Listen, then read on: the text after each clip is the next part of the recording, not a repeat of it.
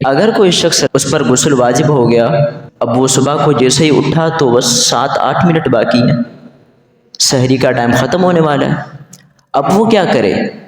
پہلے غسل کرنے جائے یا پھر اسی حالت جنابت میں وہ سحری کر سکتا ہے، روزہ رکھ سکتا ہے، پھر بعد میں غسل کر لے؟ اگر ٹائم بالکل کم ہے، آپ کو پتہ ہے کہ اگر آپ غسل کرنے چلے جائیں گے تو سحری کرنے کا وقت نہیں بچے گا، ٹائم نہیں بچے گا، تو آپ یاد رکھیں کہ غسل کے کتنے فرائض ہیں؟ 3۔ غسل کے 3 فرائض ہیں: ناک میں پانی ڈالنا کہ ناک کی جو نرم جگہ ہے یہاں تک پانی پہنچ جائے بالکل اچھی طرح سے۔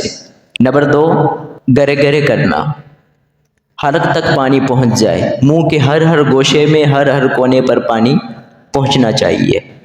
نمبر 3، پورے جسم پر پانی بہانا اس طرح کہ کوئی ایک جوڑ، کوئی ایک جگہ بھی خشک نہ رہے، پورے جسم پر ایک بال کے نیچے تک پانی پہنچ جائے۔ یہ 3 غسل کے فرائض ہیں۔ ٹائم بالکل کم ہے، آپ کے پاس 6 سے 7 منٹ ہیں۔ آپ کیا کریں؟ غسل کے 2 فرائض پورے کر لیں، کلی کر لیں یعنی گرگرے کر لیں، حلق تک پانی پہنچا لیں، اور ناک تک پانی آپ پہنچا دیں، ناک میں پانی ڈال دیں نرم جگہ تک۔